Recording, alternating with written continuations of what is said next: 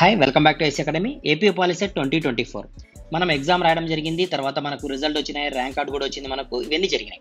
Next process ఏమనేది చాలా మంది స్టూడెంట్స్కి డౌట్స్ ఉన్నాయి కాబట్టి చాలా మంది స్టూడెంట్స్ అయితే మెసేజ్ పెడుతున్నారు. సో ఈ వీడియో అయితే ప్రిపేర్ చేయడం జరుగుతుంది ఆ క్లారిఫికేషన్ ఆన్సర్ని ఇవ్వడం కోసం. ఓకే సరే, ఒకసారి అయితే చూద్దాం, మనం డీటెయిల్గా చూద్దాము అసలు ఏం జరుగుతుంది, నెక్స్ట్ ప్రాసెస్ ఏమనేది. మనకి నోటిఫికేషన్ ఈ రోజు రేపట్లో అయితే మనకి నోటిఫికేషన్ అయితే రావడం జరుగుతుంది, అంటే ఆన్లైన్లో అప్డేట్ చేస్తాడు. సో ఏం అప్డేట్ చేస్తాడు అనేది మనం చూద్దాం. So commencement of online payment of processing fees, మనం ఏదైతే ప్రాసెసింగ్ ఫీజ్ పే చేయాలో, అంటే మనం పాలిసెట్ కాలేజ్లో జాయిన్ కావాలి కదా, అంటే డిప్లొమా కాలేజ్లో జాయిన్ కావాలి కదా, పాలిసెట్ ఎగ్జామ్ రాసి డిప్లొమాలో జాయిన్ కావాలంటే ఇంకా మనకు దానికి సంబంధించిన ఒక ప్రాసెసింగ్ ఫీజు ఉంటుంది. ఆ ప్రాసెసింగ్ ఫీజ్ని మనం పే చేయాల్సి వస్తుంది. ఎప్పుడు పే చేయాలా? 24th, ఈ మంత్ 24th నుంచి తీసుకుంటే నెక్స్ట్ మంత్ జూన్ 2 వరకు అయితే మనకు టైం ఇస్తాడు, అంటే 10 days అయితే టైం ఉంటుంది. ఈ టైంలో మనం ఏం చేయాలంటే ఆ ప్రాసెసింగ్ ఫీజు ఏదైతే ఉంటుందో ఆ ప్రాసెసింగ్ ఫీజ్ని మనం పే చేయాల్సి వస్తుంది ఈ టైం పీరియడ్లో. ఓకేనా, ఎలా పే చేయాలా, ఎప్పుడు పే చేయాలా, తర్వాత దానికి సంబంధించిన ఫీజ్ డీటెయిల్స్ ఇంకా మనకు నోటిఫికేషన్ రిలీజ్ కాలేదు కాబట్టి దీనికి సంబంధించిన ఎగ్జాక్ట్ వాల్యూ మనకు తెలియదు. ఎగ్జాక్ట్ వాల్యూ వచ్చిన తర్వాతనే మనం డిస్కస్ చేస్తాము, అప్రాక్సిమేట్ వాల్యూస్ డిస్కస్ చేయం మనం. ఓకేనా, కాబట్టి మనం నోటిఫికేషన్ వచ్చిన తర్వాత ఎగ్జాక్ట్ వాల్యూస్తో మరి మీకు ఒక వీడియో చేసి మీకు అర్థమైనట్లు చెప్తాను తర్వాత. Okay, next verification of certificates. తర్వాత మనకు అంటే మనం ఆన్లైన్లో అప్లై చేసిన తర్వాత మనకి ఏముంటుందంటే వెరిఫికేషన్ ఆఫ్ సర్టిఫికేట్స్ అని ఉంటుంది. మనం వెరిఫై చేయించుకోవాలి మన సర్టిఫికేట్, మనం ఏదైతే అప్లై చేసేటప్పుడు మనం అప్లోడ్ చేసామో సర్టిఫికేట్స్, 10th క్లాస్ మనం హాల్ టికెట్ కావచ్చు, లేకపోతే మనకు సంబంధించిన ఏవైతే డాక్యుమెంట్స్ మనకు సబ్మిట్ చేసామో ఆ డాక్యుమెంట్స్ ఒరిజినల్లా కాదా అనేది మనకైతే ఒకసారి వెరిఫికేషన్ అయితే చేయాల్సి వస్తుంది. ఎక్కడ చేయాలి సార్ ఆ వెరిఫికేషన్ అంటే కనుక హెల్ప్ లైన్ సెంటర్లో చేయాలి. ఈ హెల్ప్ లైన్ సెంటర్లు ఎక్కడెక్కడ ఉంటాయి, దానికి సంబంధించిన ఫోన్ నెంబర్స్ ఏ ఉంటాయి, ఇవి కూడా మనం ఈ వీడియోలో డీటెయిల్గా డిస్కస్ చేద్దాం. ఓకేనా, 1 by 1 అన్ని డిస్కస్ చేద్దాం. మీరైతే ఈ డేట్స్లో హెల్ప్ లైన్ సెంటర్కి పోవాలా, మీరు ఆ ఒరిజినల్ సర్టిఫికేట్స్ తీసుకుపోయి అక్కడ చూపించి వాళ్ళతో అయితే ఒక వెరిఫికేషన్ అంటే ఓకే అని ఇప్పించుకొని వాళ్ళు ఒక కాపీ జిరాక్స్ తీసుకుంటారు, మనకంటూ ఒక అక్నాలెడ్జ్మెంట్ కూడా ఇస్తారు, అవి తీసుకొని మనం పెట్టుకోవాల్సి వస్తుంది. ఓకేనా, సరే ఈ డేట్స్లో అయితే మనం ఆ పని చేయాలా, ఎన్ని రోజులు ఉంటుంది మనకు టైం అంటే 8 days ఉంటుంది. సరే, దీనికి సంబంధించిన హెల్ప్ లైన్ సెంటర్ అంటే ఏంది, దానికి సంబంధించిన ఫోన్ నెంబర్లు ఏమున్నాయో కూడా మనం డిస్కస్ చేద్దాం ఇదే వీడియోలోనే. Next date of option entry. Option entry అంటే ఏంది?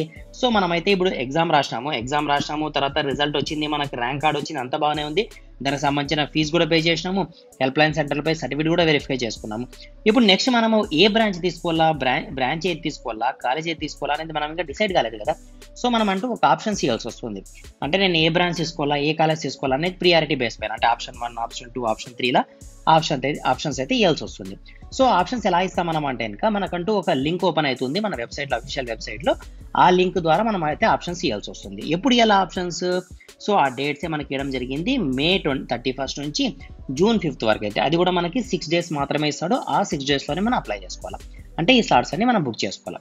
వన్స్ మనం ఏదైనా మిస్టేక్ చేసామనుకోండి, మనకు ఒక రోజు ఇస్తాట డేట్ ఆఫ్ చేంజింగ్ ఆప్షన్స్. మనం ఏదైనా పొరపాటు ఒక బ్రాంచ్ పెట్టినాము, ఒక కాలేజ్ పెట్టినాము, మనకు అది వద్దనిపించింది, సో మార్చుకోవాలనుకున్నప్పుడు మనకు ఓన్లీ జూన్ 5th మాత్రమే మనకు స్లాట్ ఇస్తాడు. ఆ టైంలో మాత్రమే మనం మాడిఫై చేసుకోవచ్చు ఏమైనా మిస్టేక్స్ ఉంటాయి. ఓకేనా, క్లియర్ కదా.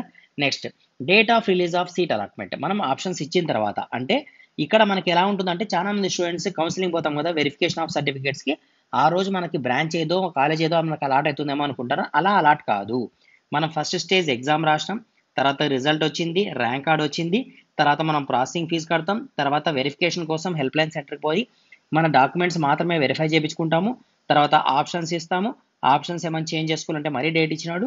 తర్వాత అంటే 5th వరకు మనం చేంజ్ చేసుకుంటే 1 day తర్వాత అంటే జూన్ 7th మనకైతే ఏదైతే వస్తుందో అంటే అలాట్మెంట్ మనం బేస్ చేసుకుని ఆప్షన్స్ బేస్ చేసుకొని మనకంటూ ఒక అలాట్మెంట్ వస్తుంది. అంటే మీరు ఈ కాలేజ్లో జాయిన్ కావాల్సి వస్తుంది, ఈ బ్రాంచ్లో జాయిన్ కావాల్సి వస్తుంది అని చెప్పి మనకు అయితే అలాట్మెంట్ వస్తుంది. ఆ అలాట్మెంట్ కాపీని తీసుకొని ఒక సెట్ జిరాక్స్ తీసుకొని మనం ఈ అలాట్మెంట్ కాపీతో వచ్చిన కాలేజ్లో పోయి మనం జాయిన్ కావాలి. అప్పటి నుంచి మన కాలేజెస్ అయితే స్టార్ట్ అవుతాయి. అర్థమైంది కదా క్లియర్గా. సో ఇది ప్రాసెస్, సో జాగ్రత్తగా అర్థం చేసుకోండి.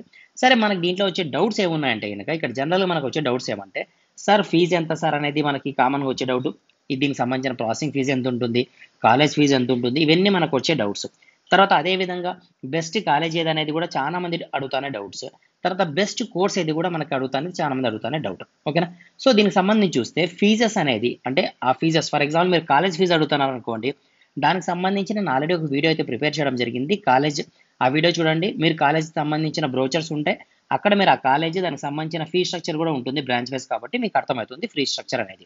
ఎందుకు ఒక్కొక్క కాలేజ్లో ఒక్కొక్క ఫీజు ఉంటుంది కాబట్టి మీరు అది చూస్తేనే మీకు అర్థమవుతుంది. సరే, కౌన్సిలింగ్ ఫీజు అంటారా, కౌన్సిలింగ్ ఫీజు ఎంత ఉంటుంది అనేది మనకు నోటిఫికేషన్ రిలీజ్ అవుతుంది కదా రేపు. ఆ నోటిఫికేషన్ రిలీజ్ అయిన తర్వాత ఎగ్జాక్ట్ అమౌంట్ ఎంత అనేది మనకు తెలుస్తుంది. వచ్చిన తర్వాత నేను అప్డేట్ చేస్తాను. ఓకే, క్లియర్ కదా.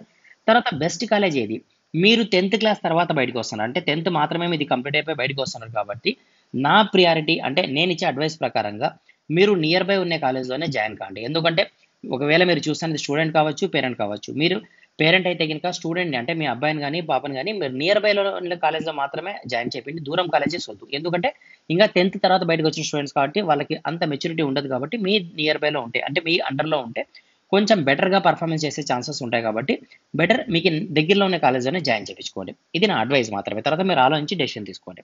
తర్వాత బెస్ట్ కోర్సెస్ అంటారా, సరే దీనికి సంబంధించిన కోర్సెస్ అంటే కోర్స్ ఏది మంచిదో మీకు ఎలా తెలుస్తుంది, దానివల్ల వచ్చే అవుట్పుట్ ఏదో మీకు తెలిస్తే కదా. ఫర్ ఎగ్జాంపుల్ నేను మెకానికల్ బ్రాంచ్ తీసుకుంటే దీంట్లో మెకానికల్ బ్రాంచ్ చదువుకున్న వాళ్ళకి ఈ జాబ్స్ వస్తాయని మీకు చెప్పాను అనుకోండి, అప్పుడు మీకు క్లియర్గా అర్థమవుతుంది. ఫర్ ఎగ్జాంపుల్ నేను సివిల్ తీసుకుంటే మీరు ఈ జాబ్స్ వచ్చే ఛాన్సెస్ ఉన్నాయి, మీకు ఆపర్చునిటీస్ ఇక్కడ ఉంటాయని తెలిస్తే మీకు క్లియర్ కట్గా అర్థమవుతుంది నేను ఏ బ్రాంచ్ తీసుకోవాలనేది. అంటే మీకు ఆప్షన్స్ తెలిస్తే, అవుట్పుట్ తెలిస్తే, నేను ఏం కావాలా అనేది మీకు తెలిస్తే, అంటే ఈ కోర్స్ తీసుకుంటే ఏమేమి అయ్యే ఛాన్సెస్ ఉన్నాయి అనేది మీకు అర్థమైతే అప్పుడు మీరు బ్రాంచ్ చూస్ చేసుకునే దాంట్లో ఈజీగా అర్థమవుతుంది. అర్థమైంది కదా పాయింట్. సో మీకు ఆపర్చునిటీస్ ఏమి ఉన్నాయి, ఫర్ ఎగ్జాంపుల్ నేను కానిస్టేబుల్ కావాలనుకున్నా, లేదంటే నేను ఐఏఎస్ కావాలనుకున్నాను, లేదంటే నేను ఎంబీబీఎస్ కావాలనుకున్నా, లేదంటే నేను సాఫ్ట్వేర్ ఎంప్లాయీని కావాలనుకున్నా, డిజైనర్ని కావాలి, ఇలా మీకు నేను దేంట్లో ఫర్ ఎగ్జాంపుల్ నేను ఎక్స్ అనే కోర్స్ తీసుకుంటే దీంట్లో దేనికి సూటబుల్ అవుతాను అనేది మీకు తెలిస్తే కనుక అప్పుడు ఎక్స్ అనే కోర్స్ తీసుకోవాలా, వై అనే కోర్స్ తీసుకోవాలా, జెడ్ అనే కోర్స్ తీసుకోవాలా మీకు క్లియర్గా అర్థమవుతుంది కదా. సో ఏ కోర్స్ తీసుకుంటే ఏమేమి జాబ్స్ వస్తాయనేది నేను డీటెయిల్గా ఎక్స్ప్లెయిన్ చేస్తాను నెక్స్ట్ వీడియోలో, ఓకేనా. సరే ఫస్ట్ ఆఫ్ ఆల్ మీకు ఒక పాయింట్ అయితే చెప్పాలా, మనం 2008 నుంచి ఈ ఐసీ అకాడమీ అనే యాప్ ద్వారా ఆన్లైన్ ఇన్స్టిట్యూట్ ద్వారా, అంటే ఆన్లైన్ ఇన్స్టిట్యూట్ అయితే కనుక ఈ 2 to 3 years బ్యాక్ అయితే స్టార్ట్ అయిందండి.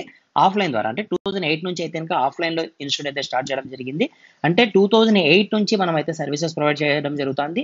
స్పెషల్గా డిప్లొమా అండ్ బీటెక్ వాళ్ళ కోసం మాత్రమే, ఓన్లీ టెక్నికల్స్ వాళ్ళకి మాత్రమే. కాబట్టి మీరు డిప్లొమా జాయిన్ అయ్యే స్టూడెంట్స్ అయితే కనుక మిస్ చేయకుండా ఛానల్ అయితే సబ్స్క్రైబ్ చేసుకోండి.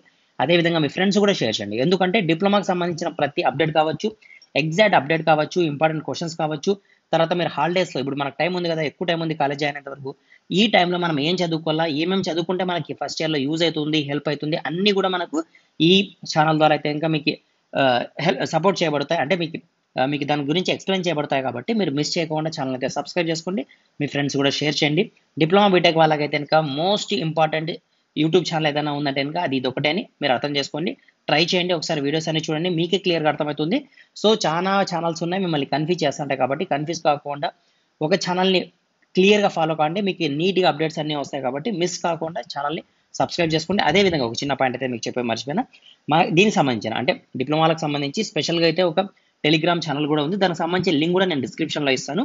యాప్ కూడా ఉంది, మీరు కావాలంటే యాప్ కూడా డౌన్లోడ్ చేసుకొని చూడొచ్చు. దానికి సంబంధించిన లింక్ కూడా డిస్క్రిప్షన్లో ఉంటుంది. మీరు ఒకసారి అయితే డౌన్లోడ్ చేసుకొని చూడండి, టెలిగ్రామ్లో జాయిన్ కాండి. ప్రతి అప్డేట్స్ కూడా మీకు క్లియర్ కట్గా వస్తూ ఉంటాయి. Okay, thank you.